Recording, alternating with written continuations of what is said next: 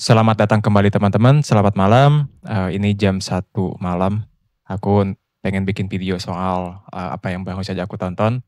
Di video kali ini aku akan ngajak teman-teman untuk nonton bareng debat atau diskusi yang bagus untuk bikin kita berpikir ya mengenai dunia kita dan kekristenan gitu loh.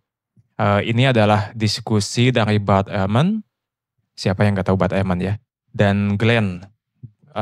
Di sini mereka diskusi soal apakah nilai-nilai yang manusia percayai seperti equality, kesetaraan, kebebasan, dan lain-lain itu adalah warisan Kristen? Apakah itu berasal dari kekristenan?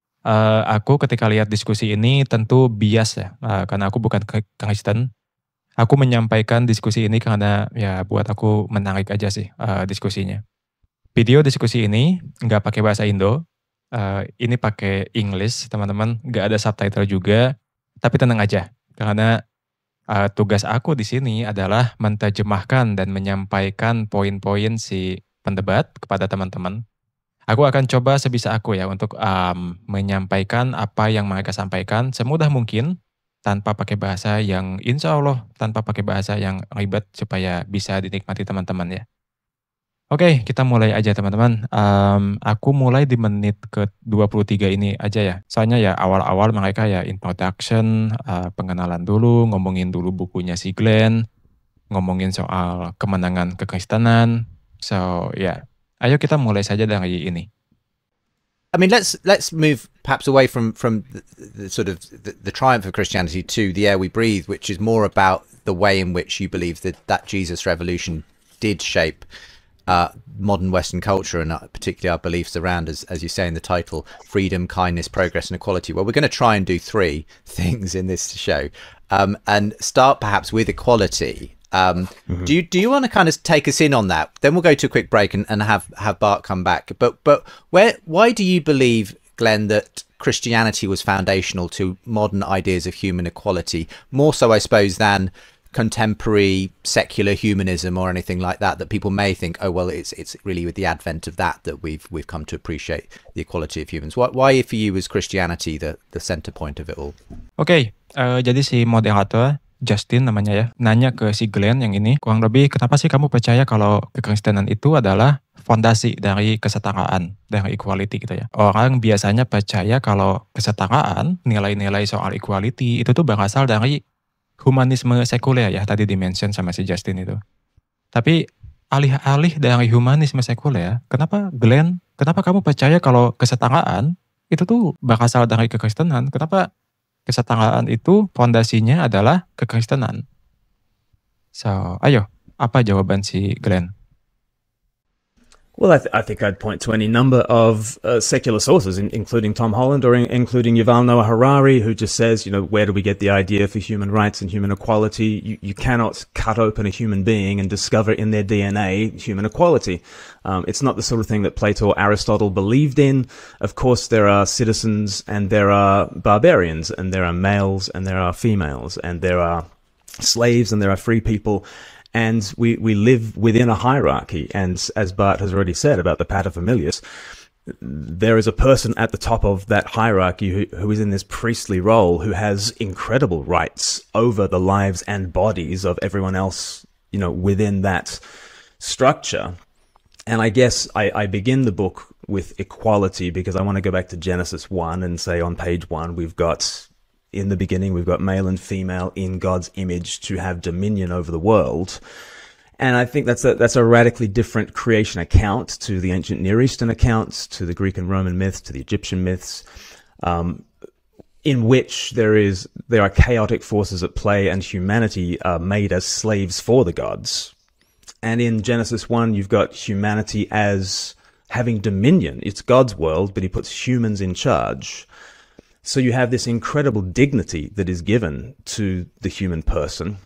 And one of the people I reference in the book is Celsus in the 2nd century, a great critic of Christianity, who talks about the radical error of Jews and Christians. And radical error number one is this this Hebrew idea that God uniquely blesses humans. Why should that be the case? But that radical error is compounded by the Christians who come along and say, not only does God uniquely bless humans, God uniquely becomes human in the person of Jesus. And so you've got this foundation for humanism in God the human. And no wonder you can get the Apostle Paul coming along later in Galatians and saying there's no male, no female, slave, no free, Jew nor Gentile, because we're all one in Christ Jesus. Modeled within the church, you start to get this idea of a different kind of family in which everyone, no matter their station, is a brother or a sister, and no one is Lord except Christ. And obviously, it takes a long time, like yeast working through dough, like the mustard seed growing, until we get modern ideas of equality. But I think very specifically, these have come from biblical and particularly Christian foundations. Well, that's a great... Oke, Glenn, kenapa kamu percaya kalau kesetaraan itu berasal dari kekristenan? Pertama, tadi Glenn nge-mention soal tokoh-tokoh sekuler ya. Saya ingat aku macam Tom Holland atau Yuval Noah Harari yang mengatakan ya kalau misalkan kamu membedah DNA manusia gitu loh, kamu tuh nggak bakal menemukan nilai-nilai kesetaraan di sana gitu loh. Lalu dia juga tadi nge-mention soal di masa lampau itu filsuf seperti Plato atau Aristoteles itu juga nggak percaya ya sama yang namanya equality, nggak percaya sama yang namanya kesetaraan gitu loh. Dunia ini isinya penuh hierarki ya, yang aku tangkap dari jawaban Glenn tadi. Dunia ini isinya penuh hierarki dalam arti ada budak, ada tuan, ada perempuan, ada laki-laki gitu loh. Ya, dulu tuh sangat tidak setara ya BTW. Nah, tapi kalau misalkan kita lihat Genesis 1 ya, Genesis 1 itu tuh adalah kitab Kejadian dalam Alkitab Perjanjian Lama ya. Glenn mengatakan bahwa ada suatu konsep yang radikal di sana ya. Konsep yang betul-betul berbeda dari yang sejamannya gitu loh. Yaitu bahwa Allah menciptakan manusia berdasarkan bentuk dan rupa dia gitu loh. In his image, berdasarkan rupa Allah gitu loh. Dan supaya manusia-manusia ini, supaya mereka berkuasa atas bumi ini gitu loh. Terus tadi juga, kalau nggak salah Glenn mention soal Celsus ya. Celsus itu adalah penentang gereja, pengkritik kekristenan di abad kedua. Dia mengatakan soal kesalahan radikal dalam Judea, dalam Kristen dan Judaisme. Salah satu kesalahan radikal itu buat Celsus adalah ide bahwa Tuhan memberkati manusia. Kenapa mesti gitu loh. Nah masalahnya adalah kesalahan radikal itu dalam tanda kutip diperparah oleh Kristen yang mengatakan Tuhan itu bukan hanya memberkati manusia, tapi Tuhan juga menjadi manusia gitu loh. Nah, buat Glenn, ide ini adalah semacam fondasi untuk humanisme ya. Karena itulah Paulus mengatakan tidak ada laki-laki, tidak ada perempuan, tidak ada budak atau orang merdeka, tidak ada Yahudi atau Gentiles. Tadi dia nyebutnya Gentiles itu non-Yahudi ya teman-teman. Jadi nggak ada perempuan, nggak ada laki-laki, nggak ada budak, nggak ada orang merdeka, nggak ada Yahudi, nggak ada non-Yahudi. Kita semua satu in Christ. Kita semua satu dalam Kristus. Itu pesan yang disampaikan oleh Paulus. Terakhir, Glenn menyebutkan bahwa ya proses ini berlangsung lama, membutuhkan waktu memang untuk sampai kita mengenal kesetaraan ini. Menurut dia ya, kesetaraan ini kalau kita telusuri itu tuh berasal dari nilai-nilai kekristenan. Nah, aku suka dengan jawabannya ya, menarik. Meskipun aku nggak mau menerima jawaban dia mentah-mentah ya, tentu aja. Karena aku juga bukan Kristen. Aku skeptis kalau moralitas kita atau nilai-nilai yang kita punya itu tuh berasal dari kekristenan berdasarkan dari argumen yang disampaikan oleh Glenn tadi ya. Aku pengen komen kayak gini deh. Dalam agama itu tuh juga ada kan ya ayat-ayat yang mengimply kalau perbudakan itu diperbolehkan. Dan zaman dulu itu perbudakan masih biasa loh. Nah, bisa nggak kita mengatakan bahwa kalau agama Kristen itu juga berperan dalam mempertahankan perbudakan karena ada ayat-ayat yang mengimply perbudakan itu gitu loh. Bukan mengimply lagi sih kayaknya. Aku tahu ya kalau penghapusan perbudakan itu juga dimulai oleh orang Kristen ya, yang berdasarkan Alkitab juga sih. Jadi ada yang baca Alkitab terus pengen hapusin perbudakan. Di sisi lain ada yang baca Alkitab tapi juga masih pengen mempertahankan perbudakan. Jadi ya main interpretasi aja di sini. Lalu objection aku adalah aku ngelihatnya kalau Glenn ini di sini cherry picking aja sih, memilih-milih. Dia memilih mana yang baik-baik dari kekristenan dan bilang, ini loh alasan mengapa Kristen itu tuh merupakan fondasi bagi nilai-nilai yang kita anut hari ini. Tapi dia membuang hal-hal yang jeleknya dari kekristenan. Aku juga skeptis kalau nilai kesetaraan itu unik dimiliki oleh Kristen aja gitu loh. Apakah pada saat itu nggak ada budaya lain yang menjunjung tinggi nilai kesetaraan itu? Apakah betul hanya Kristen aja? Aku skeptis ya, aku beneran pengen tahu. Oke, cukup dulu dari aku ya. Sekarang kita lihat bagaimana nih tanggapan dari Bart Ehrman untuk Glenn. But just in that last segment, Glenn making the case that he thinks this idea of human equality, which has not existed in many cultures historically over time, it has unique roots in the Judeo-Christian story, Genesis 1, and then kind of in the person of Jesus himself becoming human, and in the way that started to be modelled in the early church. Now's your opportunity to obviously have a conversation around this, guys. So Bart, where do you want to begin? Yeah, well, I want to thank you for giving me 7 hours to respond because that's the thing. No, Glenn, it's a very interesting set of points you've got, and when you go back to the creation stories, I think the most troubling thing is not Genesis 1, but Genesis 2, when you have the detailed description. I assume you're talking about the equality of humans, because Genesis 1 is not about equality of living beings, because the whole point is the humans have the entire creation to be subordinate to humans. Dominion. And so the question is, are men and women created equally? And I get your point from Genesis 1. When you have the account in Genesis 2 about how it actually happens, God first makes Adam, and makes Adam a living being, and then Adam needs a helper, and so he creates all the animals, and these are to be his helpers. But it turns out there's no one suitable, so he makes a woman out of the man, an isha out of the ish in Hebrew, and she's to be his helper, his helpmate. That's why she exists. He does not come into being to help her. She comes into being to help him, and then she leads him astray, according to the biblical record. And this is the consistent motif, according to the biblical record. Oke, aku stop dulu di sini ya. Aku suka banget dengan tanggapan ini teman-teman. Aku suka dari jawaban Bart Ehrman. Glenn kan tadi menyampaikan ya bahwa nilai kesetaraan itu tuh berasal dari kekristenan ya. Dia mention soal Genesis 1. Tapi menurut Bart Ehrman, kita mesti lihat juga nih Genesis 2-nya itu apa gitu loh. Pertanyaan menariknya ini, kita ngomongin soal kesetaraan dalam Genesis. Tapi apakah laki-laki dan perempuan diciptakan equal, diciptakan setara? Bart Ehrman ngomongin dalam Genesis 2, Tuhan pertama menciptakan Adam. Lalu Adam butuh helper, pembantu, penolong. Adam butuh helper. Maka Tuhan menciptakan hewan sebagai penolong Adam.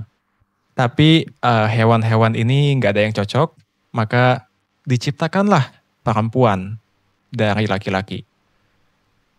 Perempuan ini diciptakan sebagai helper, sebagai penolong bagi laki-laki. Itu alasan kenapa perempuan ada. Sampai akhirnya perempuan menyesatkan Adam berdasarkan laporan dari Genesis ya. Jadi perempuan itu diciptakan dari laki-laki sebagai penolong bagi laki-laki. So, kalau misalkan kita ngomongin soal kesetaraan, kita lagi ngomongin apa nih? Kalau kita nge-mention soal Genesis. And this is the consistent motif throughout the Bible, is that women are to be subordinate to men. There are, it's massively evident when you read the Hebrew Bible, the Old Testament. And when in the New Testament, where you have somebody pick up this story from Genesis 2, it's in 1 Timothy chapter 5, where the author, claiming to be Paul, says that women are not to talk in church. They're to exercise no authority over a man. Right. They're to be subject to men because Eve was misled, not Adam. And this is what happens when women teach. They get misled by the devil and they lead the man astray. You get a similar thing in Paul himself in 1 Corinthians 14 about women are not to talk in church. So it's true that Galatians... Oke, Bart mengatakan bahwa ini tuh adalah semacam motif yang terus kita temukan dalam Bible ya, bahwa perempuan itu tuh mesti tunduk sama laki-laki gitu loh. Ini nggak hanya terlihat jelas dalam perjanjian lama, tapi juga dalam perjanjian baru pun kelihatan seperti itu ya. Bart Ehrman mention soal tadi Timotius dan Korintus ya kalau nggak salah. Bahwa perempuan tidak boleh berbicara di gereja. Tidak boleh memiliki otoritas atas laki-laki. Sebab dulu perempuan menyesatkan Adam. Does mean about women are not to talk in church. So it's true that Galatians does say that in Christ there's no male or female or slave or free, and that's absolutely true, and it's absolutely important that he says that. But the two key words are in Christ. What he means is that everybody equally gets salvation.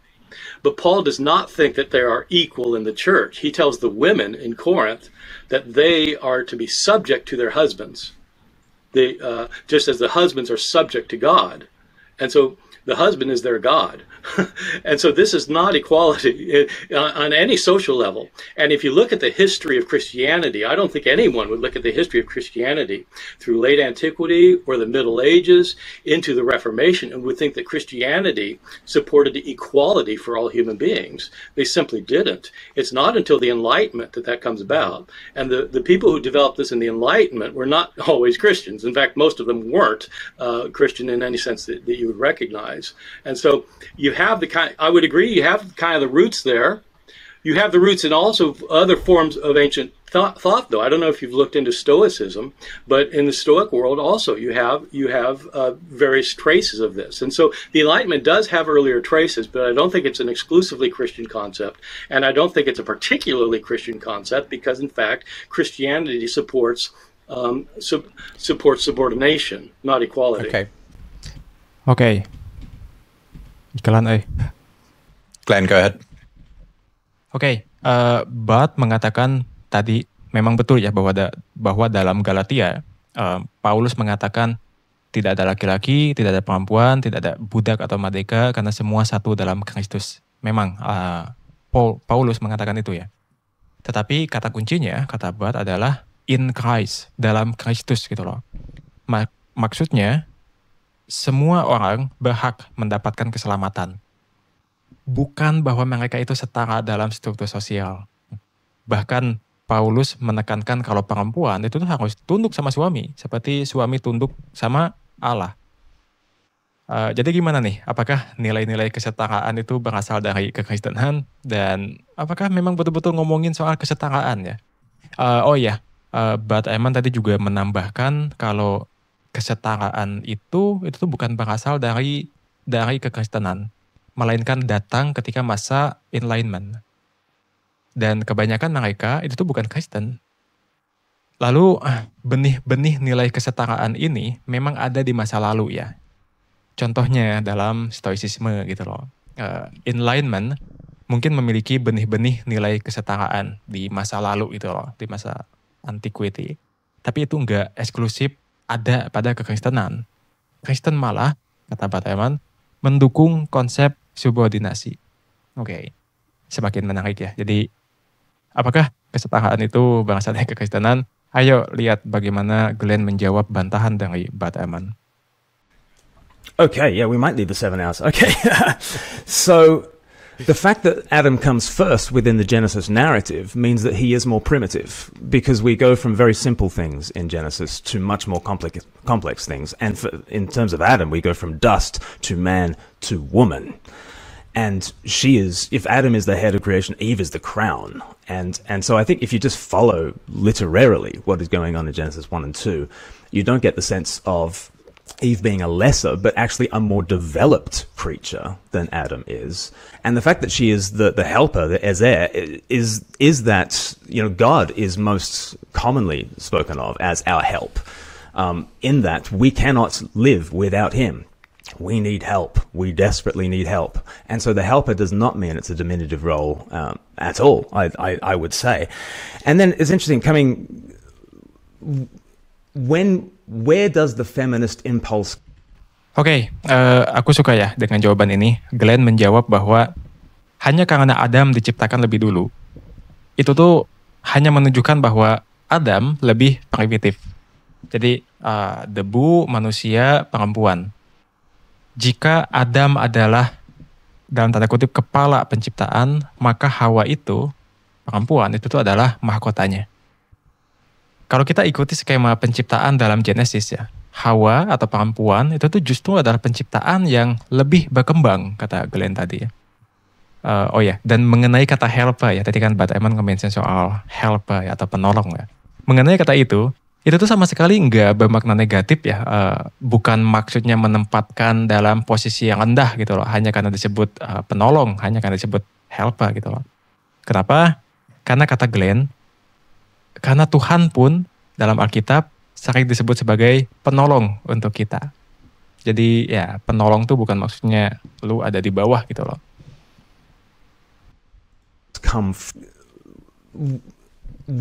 Where does the feminist impulse come from? And you have said that Galatians is very important in that. I would say the treatment of women by Christ was radically countercultural in the day. That the marriage and family program, as Joseph Henrich has put the sort of the early church sexual ethic of the day, was radically equalizing in terms of its expectations of men and women. I get into this in my consent chapter, that if the sexual revolution of the 1960s equalized the sexes by saying women can be as freed as men have always been sexually, the first century sexual revolution was basically men must be as restricted as women have always been.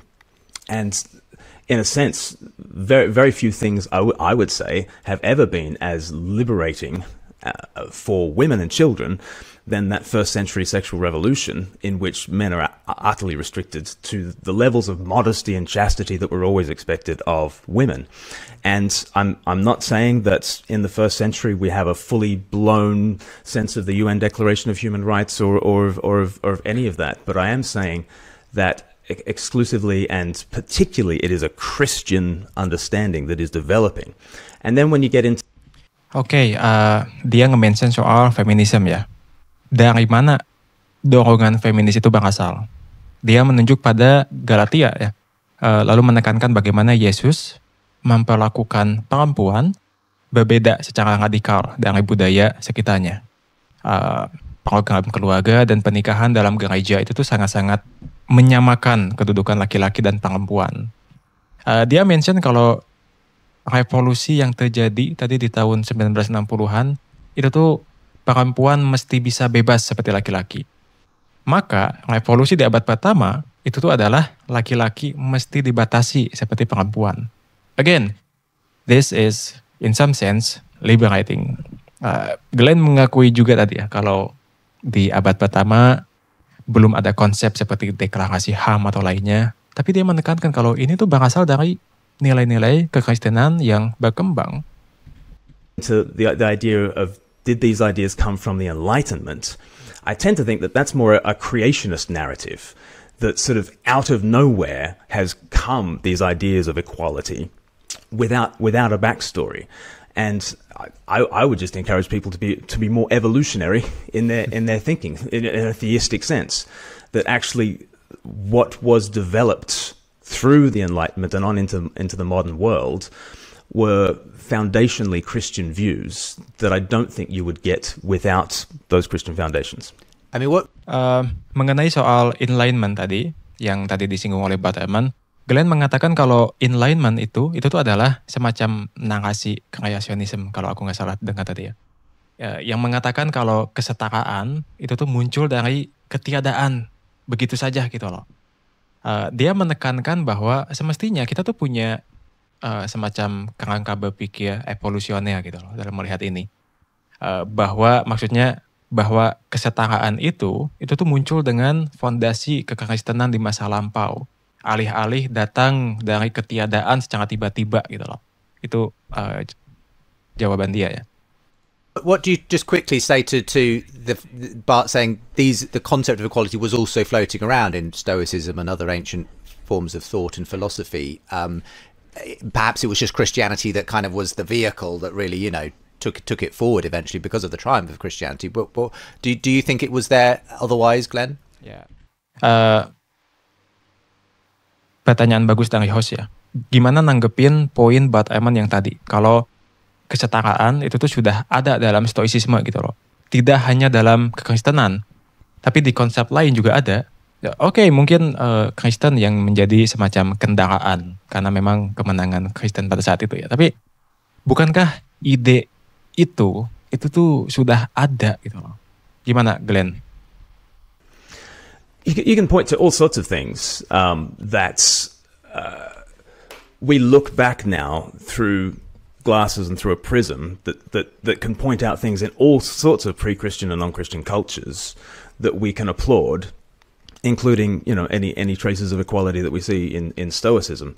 I guess my question would be, why are we looking for those particular things? And I would say that the reason we're looking for those particular things is we're coming from an irreducibly Christian mindset that is looking for those particular things. So, Glenn bilang bahwa meskipun kita bisa ya menemukan nilai-nilai seperti kesetaraan atau keadilan dalam budaya sebelum Kristen, contohnya Stoicisme. Nah, alasan kenapa kita menyoroti nilai-nilai itu adalah karena kita sudah terbentuk oleh pola pikir Kristiani. Jadi menurut dia, standar yang kita pakai untuk menilai nilai baik itu tuh sebenarnya lahir dari tradisi Kristen, bukan dari luar Kristen. Aku nggak suka dengan jawaban ini ya. Kenapa? Karena ini nggak menjawab sama sekali. Maksudnya, hey Glenn, tapi kan nilai-nilai kebaikan itu sudah ada di konsep lain gitu loh. Nggak cuma ada di Kristen doang. Terus jawaban dia cuma kayak, iya, tapi alasan mengapa kamu menyoroti itu, melihat nilai-nilai kebaikan itu, karena kamu sudah terbentuk oleh pola pikir Kristen, which buat aku itu nggak menjawab apa-apa sih. Can I respond to some of that, Justin? Please. I mean, I don't think it's irreducibly Christian, because if you're going to do an evolutionary model, of course, Christianity came out of other things too. Yeah. It's not really fair to isolate Christianity, for example, apart from Judaism. And so you could just as well write the book saying that it's not a Christian model, it's a Jewish model. So I think that the lens you're looking at as a Christian theologian is Christianity, but if you look at it historically, I don't think it works. Yeah. When you look, I don't think the Enlightenment came out of nowhere at all. I think there definitely were roots, and some of them were Christian, and some weren't. As to Adam and Eve, though, I've got to say, I don't think the law. Oke, bantahan yang bagus dari Bart Ehrman ya. Jadi Bart Ehrman tetap berpikir kalau nilai-nilai kesetaraan itu tuh nggak muncul dari kekristenan. Glenn tadi ngomongin soal framework berpikir evolusioner ya. Tapi kalau kita berpikir seperti itu, kita juga mesti menerima kalau kekristenan itu tuh tidak datang dari ketiadaan. Kekristenan itu tuh muncul dari hal-hal sebelumnya. Nggak bisa kita memisahkan Kristen dari Judaisme ya. Glenn semestinya bikin buku itu tuh juga menyebutkan kalau nilai-nilai itu bukan hanya berasal dari kekristenan, melainkan juga dari Judaisme. Bart Ehrman juga nge-mention kalau enlightenment tadi ya. Enlightenment itu nggak datang dari ketiadaan ya. Enlightenment juga berasal dari nilai-nilai masa lalu kok. Beberapa dari kekristenan, beberapa dari hal lain juga. Cuman yang paling aku suka ya tadi.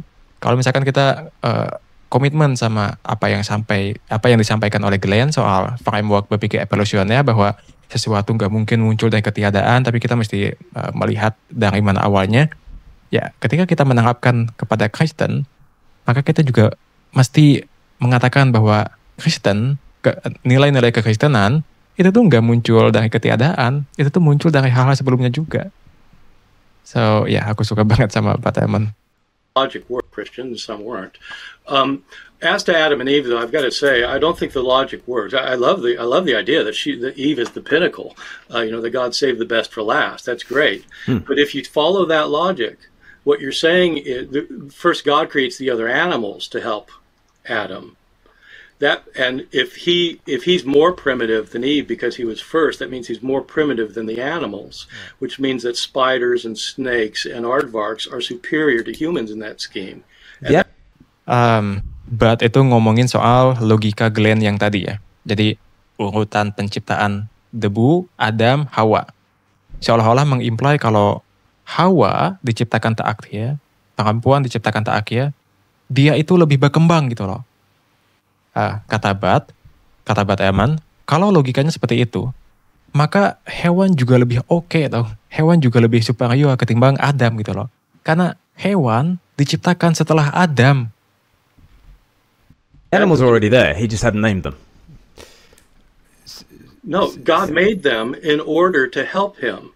That's why he made. God brought the animals to him, but the animals were not are created. after. The animals are created. At least in the first chapter of Genesis, the animals get created on whatever it is, day 4 or 5. I'm not talking about the first. As you know, look, this is another long issue. But first, mereka memperdebatkan apakah hewan itu diciptakan atau enggak gitu loh.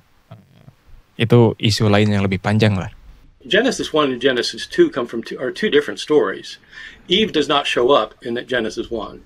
Adam and Eve show up in Genesis 2, and Glenn is presupposing Genesis 2, not Genesis 1, when he says that Eve came second.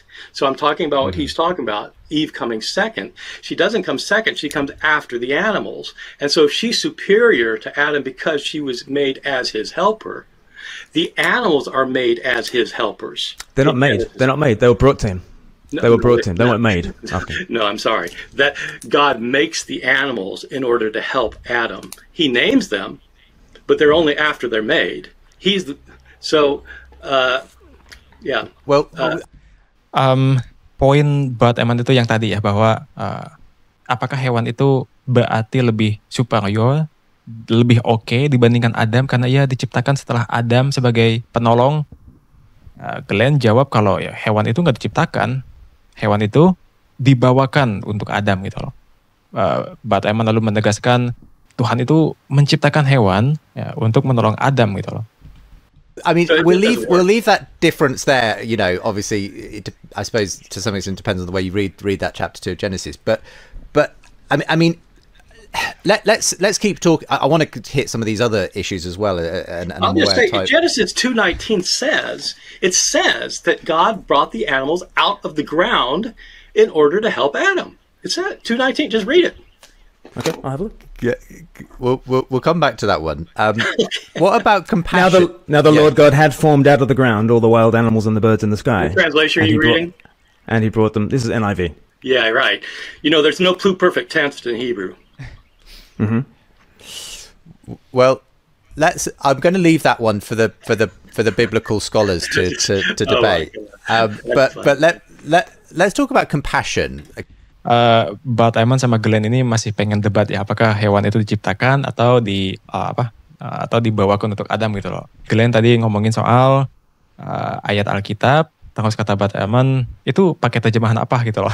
Jadi mereka berdebat soal itu, dan thank you hostnya ya, karena hostnya minta mending kita move on aja lah ke bahasan selanjutnya gitu loh, ketimbang debat di sana.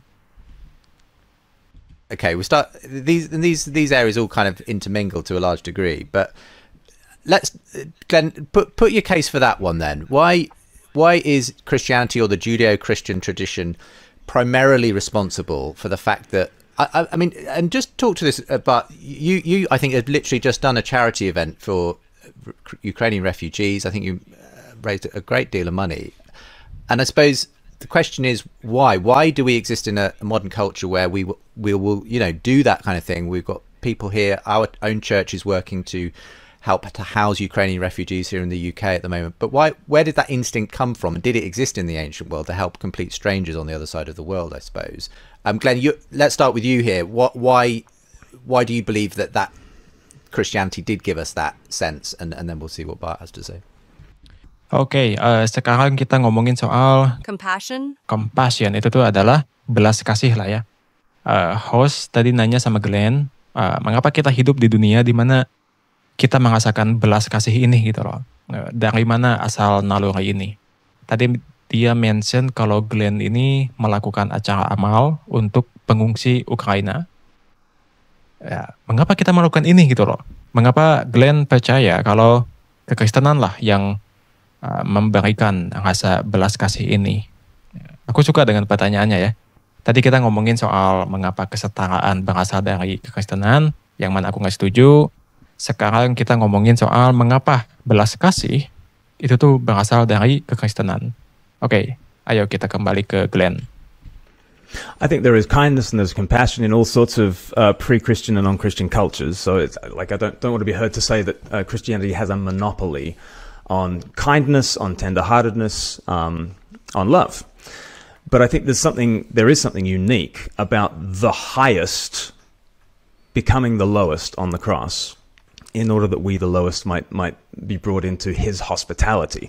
You know, if the way of all nature is the survival of the fittest and the sacrifice of the weakest, the Christian story is the sacrifice of the fittest, Christ, so that we, the weakest, might survive. And I think whereas in the realm of nature it is tit for tat, in the realm of nature it is nature red in tooth and claw, there is something supernatural about the way of Christ. There's something against nature. There is something that says, I will protect the weakest. And obviously it was something that a critic of the church like Nietzsche hated. He saw the cross as the transvaluation of all values.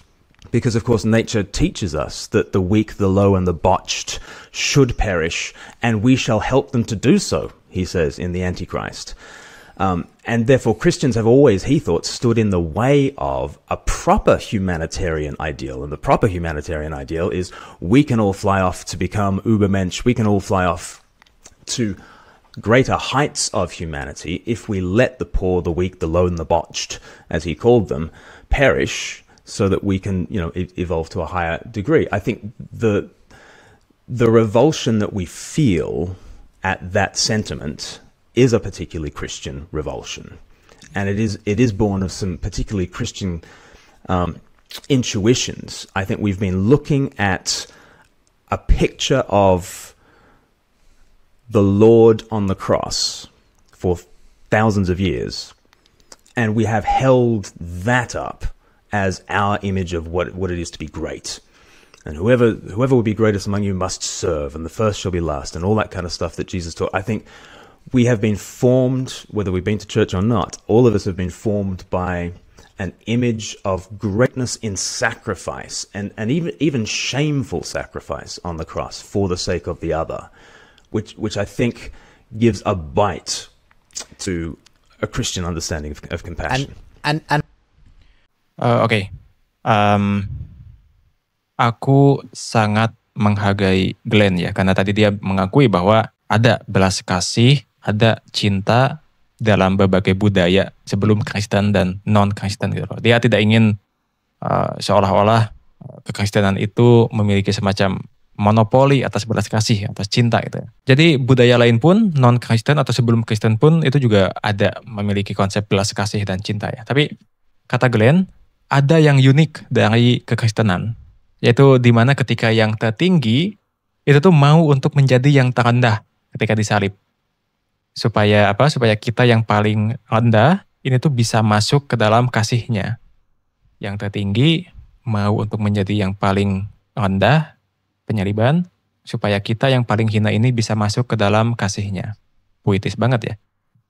Glenn tadi mention soal gimana alam bekerja, gitu. Bagaimana yang kuat bertahan dan yang lemah dikorbankan. Tapi dalam kekristenan, yang terkuat, Kristus, itu dikorbankan. Supaya yang lemah bisa tetap hidup. Masya Allah ya. Jalan Kristus itu tuh adalah jalan yang melawan gimana alam bekerja. Seperti itulah yang disampaikan oleh Glenn. Dia tadi nge-mention soal Nietzsche ya. Nilai ini pula lah yang dibenci sama Nietzsche gitu loh. Yang quote-nya suka dipakai sama filsuf TikTok. Nietzsche itu melihat kalau salib, tadi dia bilang adalah semacam pembalikan dari semua nilai gitu loh. Dia melihat kalau Kristen lah yang menghambat manusia-manusia itu menjadi manusia ideal buat dia. Menghalangi manusia itu menjadi Übermensch. Kita muak melihat manusia membiarkan manusia lemah lainnya binasa gitu loh. Teman-teman juga muak kan melihat teman-teman kalian yang lemah itu binasa. Nah, kata Glenn, perasaan muak itu tuh adalah khas Kristen. Itu lahir dari kekristenan.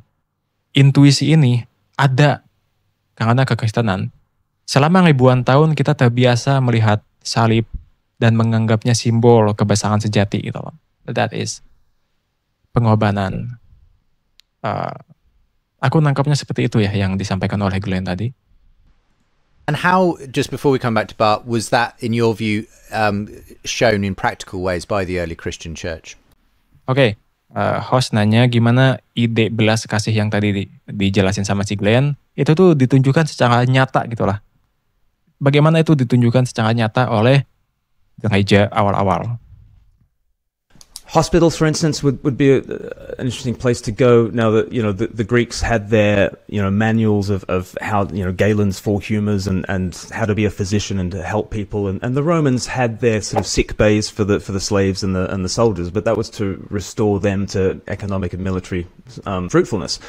The idea of hospitals for the weak and the poor and the sick who could not afford it became a very much a Christian thing that happened, and there was a cascade of hospitals that sort of happened from the 4th century onwards. Would be one kind of thing, or standing against abortion and infanticide, and not simply standing against abortion and infanticide, but taking the exposed infants and raising them in orphan care and that sort of thing. That would be another way of actually standing against the way of nature. I mean, it's in. Tadi kan hostnya minta ya contoh nyata dari apa yang udah dilakukan oleh gereja awal-awal gitu loh. Dan Glenn menjawab ya contohnya adalah rumah sakit. Gagasan tentang rumah sakit yang ditujukan untuk mereka yang lemah, yang miskin, yang sakit, itu adalah khas Kristen. Jadi dari abad keempat itu banyak bermunculan rumah sakit ya. Itu salah satu contohnya. Terus dia tadi juga nge-mention soal abortion. Kekristenan itu tuh menentang aborsi. Bukan cuma menentang doang ya, tapi juga betul-betul ngambil bayi-bayi yang dibuang lalu diadopsi gitu loh. Interesting, and I'm sure you're familiar with this, Bart, that in those pagan cultures, it was legal essentially to abandon and expose, as it was called, infants who were unwanted economically or because they were malformed or whatever it was. As I understand it, Christians became to be known for people who would go to those places where they were traditionally left and took them in and adopted them and so on. For this is a part of a big picture that Glenn believes goes back to this idea of the God who was willing to be sacrificed and kind of upheld the poor and the lowly and so on over the powerful. What's your view on that as being the kind of the linchpin for where this central virtue of compassion as a value came from in Western culture? Oke, pertanyaan untuk Bart Ehrman ya. Tadi hostnya minta dia nge-mention soal budaya pagan dulu ya. Jadi kalau di budaya pagan dulu memang sah-sah saja untuk meninggalkan bayi kalau mereka tidak diinginkan, entah karena alasan ekonomi, cacat, ya, atau lain-lain ya. Nah, orang Kristen itu tuh dikenal sebagai mereka yang datang ke tempat di mana bayi-bayi itu ditinggalkan. Lalu orang Kristen ini akan membawa pulang, mengadopsi, mulia banget ya. Nah, inilah ide yang diyakini oleh Glenn gitu loh. Bahwa semua ini bermula pada ide tentang Allah yang mau berkorban. Nah, Bart Ehrman, apakah ini adalah kunci utama yang membuat belas kasih menjadi nilai utama dalam budaya Barat? Kita lihat bagaimana Bart Ehrman menyanggah ini. I've got two things to say about it. One is this is the one area of Glenn's book that I completely agree with in most ways. I would put it differently. The way not contradictorily, just a different way. My different way of thinking about it is, I actually deal with this in this book that just came out with Yale about my journeys to the afterlife, because some of them deal with these issues of, and it's the issue is that in the Roman world generally, the ancient world generally, the world generally, the ideology was one of dominance. That whoever was dominant, there were no ethical problems with a person who was dominating somebody. That's what they were supposed to do. And so a powerful village there was no ethical problem with destroying the village next door, if you're more, and killing all the men and enslaving all the women. There wasn't an ethical problem with that. Or empires. And so you can read through the moral discourses of Romans and Greeks, and they don't problematize that. They don't problematize slavery. Of course, I mean, the master is supposed to be master of the slave, and so slavery is fine. Yeah, of course. They're usually prisoners of war in the ancient world. It wasn't a race thing. It was just, you enslave people. And men were to dominate women economically, socially, culturally, politically, sexually. And so it was all domination, and Jesus preached service.